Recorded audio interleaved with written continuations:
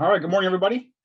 Welcome to day 3, and I guess really the final day of our DataMark virtual conference, the DataMark Orbit this year. So welcome and thank you for joining us today for our keynote presentation to kick off here the 24th of March. My name is Bob Murphy from the DataMark team, and I'll be the moderator for today's session. Before we begin today's keynote presentation, I'd like to let everyone know that we are recording this session and that all attendees have it muted for quality assurance purposes. That said, we do encourage questions and would encourage you to funnel any questions you have through either the chat or the Q&A portions of this platform. And we will share your questions with George here as we wrap up the session this morning and have an opportunity for some good interactive feedback. With that said, I'd like to introduce today's presenter, George Kellerman. George is the Executive Director of iCERT, which is also known as the Industry Council for Emergency Response Technologies. DataMark is a relatively new partner with iCERT, and we've been so excited and impressed with how this organization is really evolving to support the needs of everybody, I think, in attendance today, all those industry partners, so that we can deliver better solutions and in a more scalable approach to support your needs. So George will share a little bit about his background before he tees up his presentation, and really excited to hear about how iCERT is driving innovation through industry collaboration today. So with that said, George, the floor is yours. Hey, thank you, Bob. Good morning, everyone. It is indeed a pleasure to be joining all of you today. Thanks for letting me be the start to your day. I know this has been a great virtual conference thus far. Just want to thank Bob and the team at DataMark for the opportunity to provide you a little bit of a background about iCERT and what we do. And as Bob mentioned, proud to have DataMark as a member of iCERT. A little bit about myself. I'm not only new as the Executive Director of iCERT, but new to the public safety emergency response sector, as it were. I am definitely not new to association leadership and not new to public policy and government affairs. My whole background has been in working in and with trade associations at the national and federal level, mainly in the government affairs role, but also in executive leadership roles as well. So I've been at iCERT now for, I guess, about 5 months. I started on November the 1st of last year, and it's been great so far to be able to interact as much as possible with many of our member companies, mostly virtually, but hopefully here over the last several weeks have had opportunities to interact in person at a couple different meetings. And so it's always a pleasure to meet members, and looking forward to having the opportunity to meet many of you. So I know we've got a good group on. So let me dive in and get started by really kind of reiterating the session description for this presentation. New technologies have the potential to really revolutionize and change the way people communicate. Widespread adoption of these technologies is really, really important, but specifically important by government entities and government agencies, and particularly where it impacts public safety and emergency response. And so the challenge and the dynamic is that typically government agencies are a little slower to adopt innovations in technology because of bureaucracies and really because of funding. So those are really the challenges. And at iCERT, which, by the way, in case you see it on the slides there, iCERT stands for the Industry Council for Emergency Response Technologies. Our focus is to help our corporate members and the public safety community address these critical challenges by working to increase awareness, working to increase education of policymakers and regulators about the benefits of new technologies, about the benefits of innovations, and promote policies, including increased funding, which we'll talk about in a little bit, that promote wider adoption of these technologies. And at the end of the day, they help save lives, they help response times, and they help meet people's needs. So I'm going to spend most of my time talking about how iCERT is driving the conversation among the industry to promote wider adoption, driving collaboration, so that we can basically, our goal is to move the needle and ultimately get results. I usually like for these presentations to be interactive, so I'm going to hopefully not spend too much time talking. I welcome your questions. because I definitely want to leave a lot of time at the end for some Q&A. Okay, let's go ahead and get started here if I can get my slides moving. Okay, what is iCERT? I mentioned iCERT is the Industry Council for Emergency Response Technologies.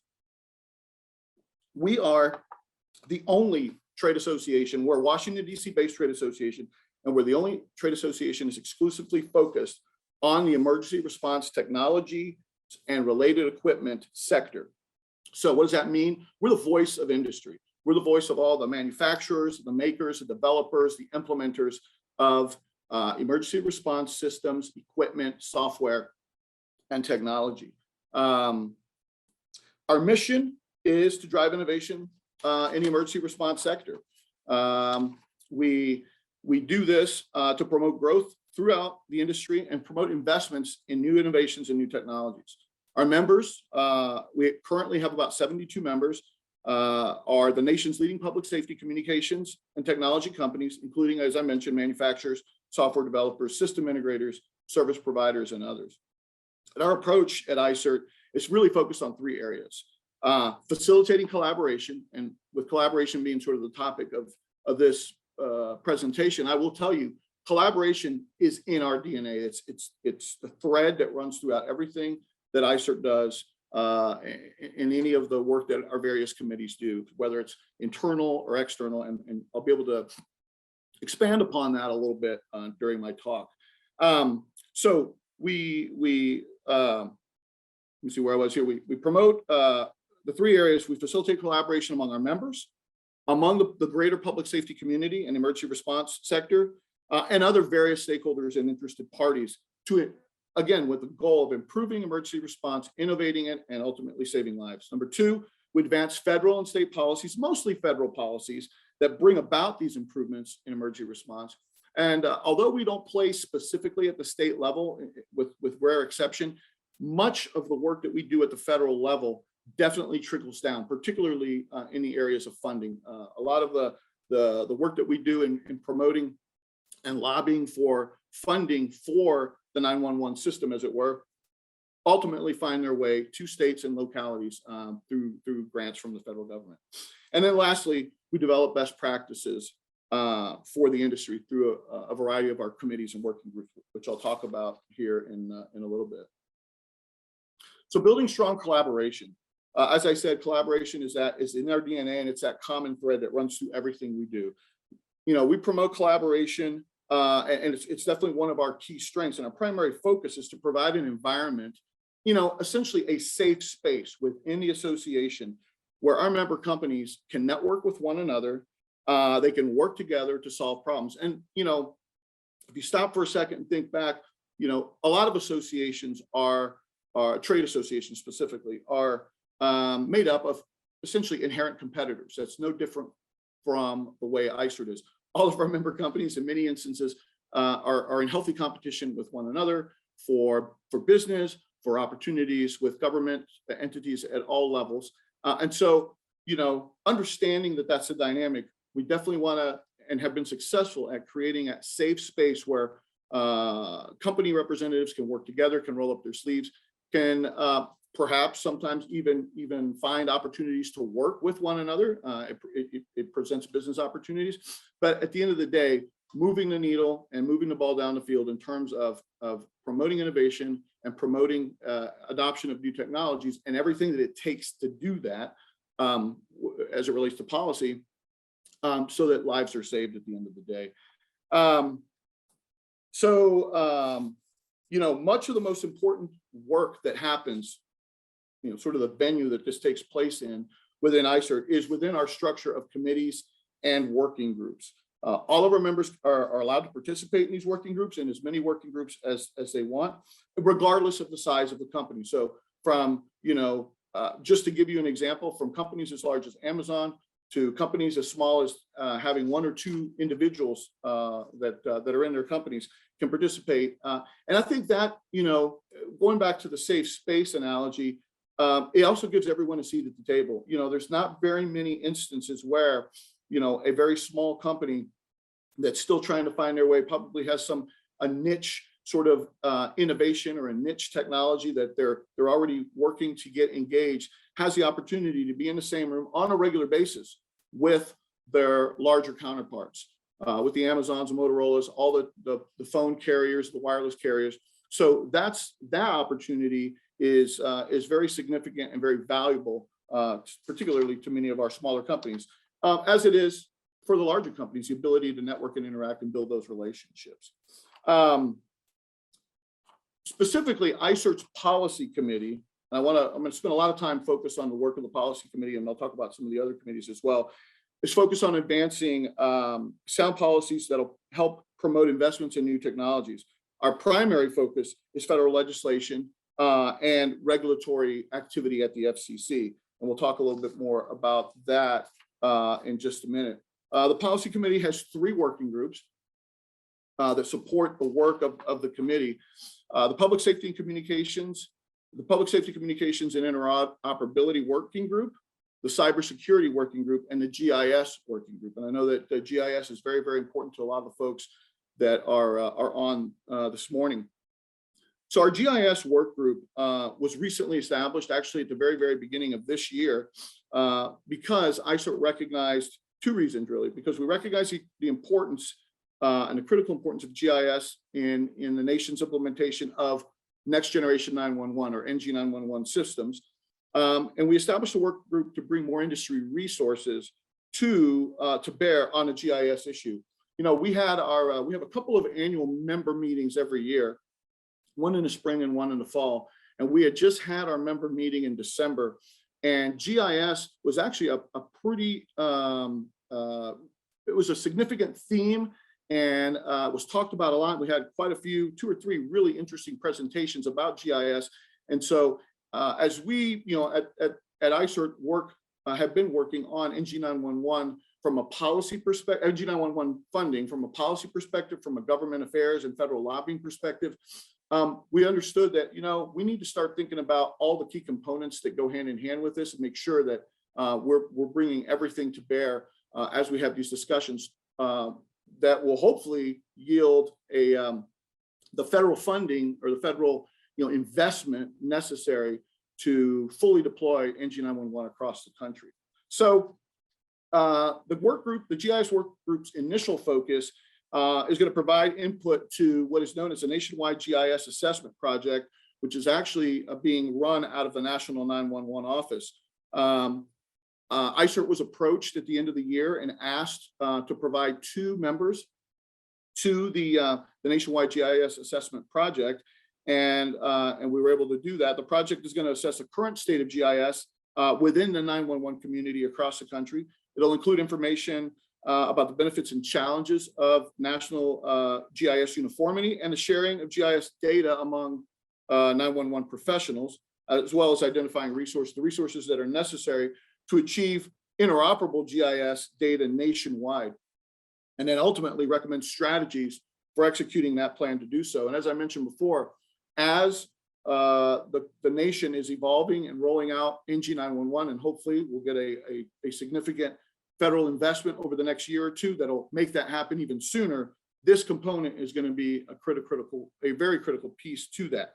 So I want to quickly stop there and give a hand to and a shout out to Jeff Ledbetter from the DataMark team, who is one of iCERT's representatives to the nationwide GIS assessment project. We're thrilled that the DataMark could be able to help us out and lend us Jeff for that project.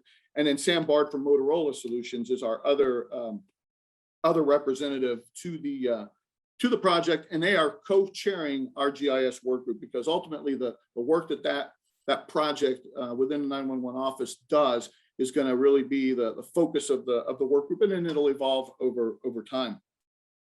So talking about collaboration from a broader scope, we understand that there are a variety of stakeholder groups across the spectrum within public safety and emergency response that are also intimately involved in improving emergency response. This includes, organizations like APCO, NENA, and NASNA, and a variety of other organizations representing law enforcement, fire services, and EMS. iCERT, our objective And the reality is that we work very, very collaboratively with each of these groups and organizations and others as appropriate in order to advance implementation and innovation of technologies. Because at the end of the day, when you're talking about the funding that's necessary to allow government entities to adopt and implement new technologies and new innovations, it can't be done in a vacuum. It takes collaboration. It takes work of as many stakeholders as possible, working together to do all the education that's necessary, to do the heavy lifting on Capitol Hill that's necessary, and to ultimately help guide and be resources to how this all rolls out when funding is approved. With regard to GIS, we obviously recognize the important role of the national states Geographic Information Council, as well as the Urban and Regional Information Systems Association. And we've worked closely with both NSGIC and ERISA in the past to advance NG 911 funding efforts, and will continue to do so. Before I shift gears to our policy platform, two other very, very important and active committees within iCERT are our Innovation and Technology Committee, which focuses on providing a lot of research and background and sort of thinking ahead, maybe 2 or 3 steps ahead, about emerging innovation and technology that can help drive results within the emergency response sector and the public safety sector. And tied to that is a cloud working group and a couple of other working groups. And again, they do a lot of thinking, a lot of big brains in that group that provide us with a lot of information about sort of what's on the horizon and what do we need to be thinking about, what kind of innovations are just in their infancy and starting to develop that, in 3, 4, 5 years, maybe 10 years, are going to be widely accepted, and we have to be prepared for, and therefore we have to start talking about and educating policymakers and regulators about, so they can wrap their heads around it, they can be ready, and they can understand that it's going to take a combination of regulatory shifts, perhaps, as well as an investment, a commitment to an investment on the part of the federal government. So shifting gears to our policy platform for 2022. Every year, iCERT, the policy committee, develops a policy platform for at the end of the year, they develop a policy platform for the upcoming year, which is really what drives all of the policy work that we do. And that includes our legislative activities on Capitol Hill. And so this gives you a sense of what our policies are for this year. We believe, and I will say that, you talk about the committee structure we have. iCERT is another sort of component to the safe space analogy. iCERT is incredibly volunteer driven as an organization. It's the volunteers, the representatives from the member companies that get engaged and get involved in our committee structure and in our various committees and working groups that help drive what we do and help guide the staff team in how to best help the association truly be the voice of the industry. So I wanted to make sure that wasn't left unsaid, that this is not a top-down sort of situation. It's very much bottom to the top, member-driven and volunteer-driven. So having said that, we believe that our the best and effective public policies are critical to driving innovation, and we lead the industry's efforts in promoting these policies that will result in improved emergency response. Our goal is to achieve this by supporting policies that address several key areas, and they're listed there for you on the slide. One, increasing investments in technology. As we've talked about, the ability to fund, or the funding that's necessary, the investment by government is a challenge. But the other challenge that I know some of the folks that are on the call today deal with every day is having to rely on outdated technologies. While technology obsolescence can create risks for government agency, there can be especially significant when they're applied to emergency response. And I think many of the folks that are joining us today know that all too well. So our goal is to educate policymakers, lawmakers on the importance of technological innovation and seek to promote policies that can make it easier for government agencies to invest in these new technologies. Secondly, establishing a sustainable funding policy, because look, as innovation and technology grows, and I don't think I'm telling anybody here anything they don't already know, there's the initial investment, right, to adopt the technology, to put it in place and implement it. But then there's got to be a sustainability to keeping that technology and those innovations up, to the different upgrades that are required, and then ultimately the different adapting from one version to the next, because this is a continually evolving field, as you know. So being able to establish sustainable funding policies is key. And so we know that funding is a significant impediment to investing in technology. Funding for 911 is especially challenging because we have largely relied on consumer surcharges that are tied to ever-changing consumer markets and are therefore unpredictable and unsustainable over the long haul. And I think we're seeing that. iCERT works to promote funding policies that are competitively neutral and that can be relied upon to provide reliable funding streams over the long term, while also discouraging diversion of 911 funds for other purposes. Like a lot of other issue areas, when there are dedicated funds like that are set aside and supposed to be used on certain purposes, government, when times get tough, sometimes they see a pot of money and they're like, well, we can borrow from that and then pay it back later. So that's definitely an issue that we're working on and keep a close eye on as it relates to 911 funds. And obviously a key objective for us is to increase the direct funding that's available to the 911 system across the country through federal grants.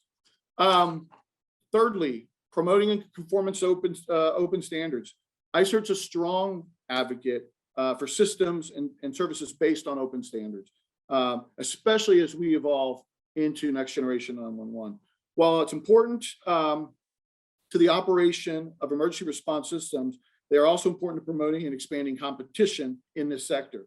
While iCERT's not directly involved in the standards development process, many of our member companies are. They sit on working groups and committees at some of the standards development organizations, and sort of indirectly, we work to promote those.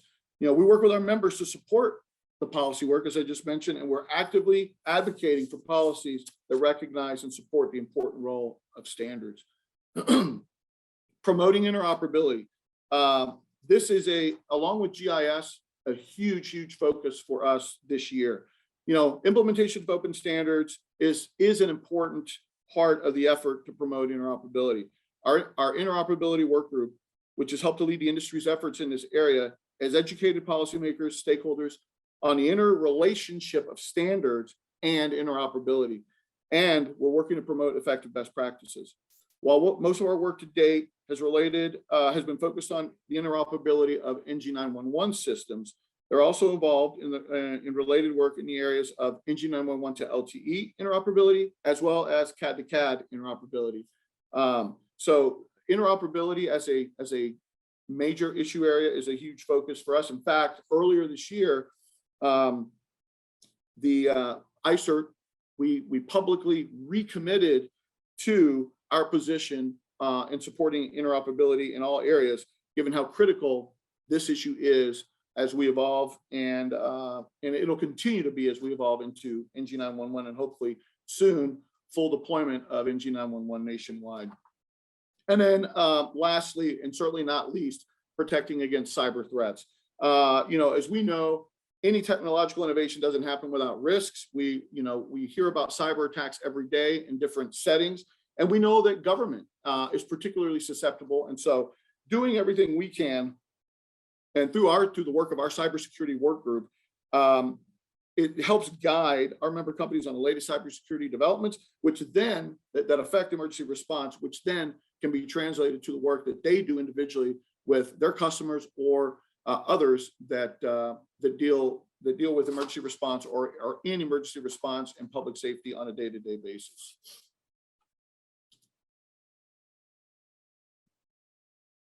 So let me spend a little time talking about our top priority from a legislative perspective.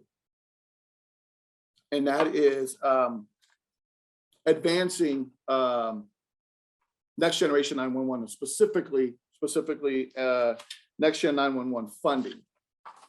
So as you can see on the screen, The nation's 911 systems are critical to our communities, but most citizens probably would be surprised to learn, and not just most citizens and actually most lawmakers, as we're finding out when we meet with members of Congress and their staff, that most 911 systems around the country are outdated, that most systems rely on voice calls, that they can't support broadband communication capabilities that we as consumers are starting to take for granted, that these systems are less reliable and often have difficulty locating a 911 caller that might be in need of help, and that there's no group more aware of the importance of location than you all and many of you here that work in the GIS community. So the bottom line is, and part of our education and outreach to lawmakers is, we can't afford to rely on this outdated technology, that we have to invest in what we're loosely calling broadband 911, so that they can kind of understand what we're talking about. The systems that can be more reliable, that more effective, that'll allow consumers and citizens to fully leverage, as well as first responders, fully leverage the capability of advanced data and multimedia systems that, again, those of us operating as consumers with our families and friends or even coworkers completely take for granted, because we're able to do that and able to share and transmit any amount of information with the simple use of, let me try to put this on, of your cell phone. And then this is actually the same demonstration that we do for lawmakers and for Capitol Hill staff. You take your phone out of your pocket and you say, you see this, you see this, you have this, and there's so much power in this device that you can use. You can text, you can email, you can talk, you can have a video conference where you can see the person you're talking to. You can share videos. There's through a multitude of platforms. Very little of that is basically everyday life is available to first responders through the 911 system. So it's very, very important. That's how we try to kind of paint the picture, if you will, and starting to educate them about why this is so important and what it would mean to them, to their communities, to their districts, whoever it may be. So, again, telling you all, preaching to the choir, as it were, with NG 911, first responders will be able to respond more quickly to 911 calls. Citizens will be able to get more help and the help that they need sooner. Obviously, first responders will have access to a much wider array of information that'll vastly improve situational awareness and the ability to save lives. It'll improve network resiliency by creating more robust systems, and can automatically work around network outages when they occur. So there's so many, aside from the sort of top line benefits to NG 911, there's also the sort of behind the curtain, parts of it that keep the system resilient and keep it up and operating. So, industry and public safety, the public safety community are united in our support for NG 911 legislation.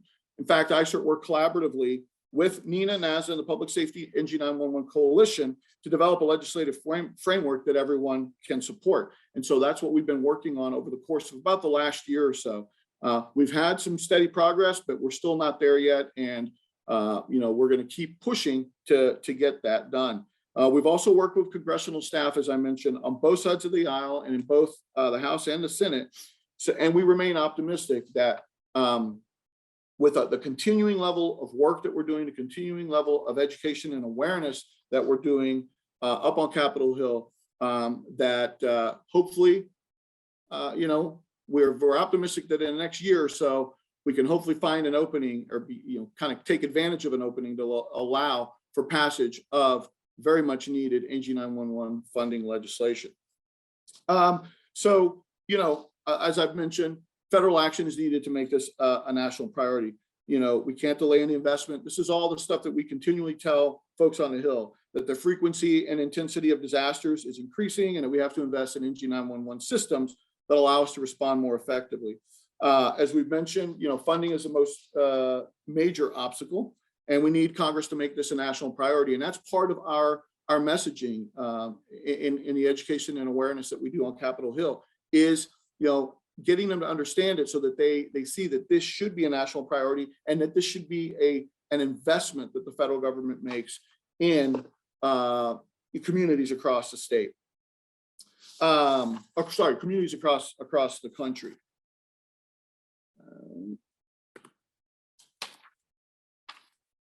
And I will conclude my remarks by just, again, kind of making a pitch for two things. One, I know I saw the list of all the attendees today.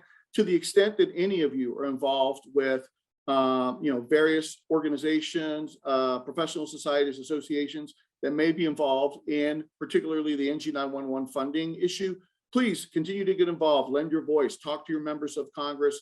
It doesn't even have to be the member of Congress. It can be staff. It could be staff that's based there at home in the district, in the state. What we were just with a whole group of 911 center directors last week.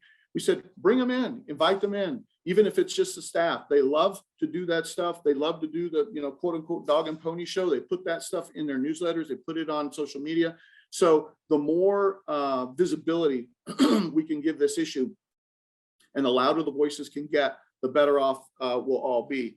And then I wouldn't be doing my job if I didn't make a pitch for iCERT. Again, we feel like we've got a good organization that provides a lot of value in that safe space. So if you are, a vendor, a company that's engaged in the emergency response and public safety space, and you want a place where you can meet with fellow folks that are engaged in the same space and network and build relationships, we're your home. And we encourage you to, or if you want to be involved and jump in to some of the committees that I just described and help really push the needle, whether it's on public policy, whether it's on innovation, whether it's on marketing and how we promote what the entire sector does or what the association does, would welcome folks to join. So give us a shot, check us out. Our website is there on the screen, www.theindustrycouncil.org. So with that, I want to again thank Bob Murphy and the team at Datamark for allowing me the opportunity to visit with all of you today. And I'd be happy to answer any questions folks have. Hey, thanks, George. Looking at the chat session, a few good mornings from everybody. So back at you. Good morning to everybody. But as George indicated, let's fire away any questions that you guys have, as to how you can get involved, anything along those lines. So we're welcome to take those questions, point you in the right direction. We'll give folks kind of a few minutes to kind of go from there. And I think above all, George, on behalf of the entire Datamark team, we certainly appreciate you taking some time this morning to share just what it is that iCERT is doing. I think a lot of folks in the PSAP and in the GIS community are being introduced to the concept of iCERT, right? And that's not something that's, I think to your point, right? The front line and middle level managers may not be all that aware of how you guys are moving and shaking to bring better solutions and innovative technologies. So I think this is an awesome opportunity to get out there. And for those of you that took time to spend with us this morning, if today is the first time that you've heard of iCERT, I would really, really encourage you to get plugged in, head over to their website, follow them on social media, on LinkedIn, and so on and so forth. I think you'd be really pleased to see what George and team are doing to bring us all together. And it's really exciting when you get a bunch of industry folks in a room, whether that be virtual or a real room, and start talking about collaboration. And it's all about bringing new solutions to everybody. So thanks, Bob. I really appreciate it.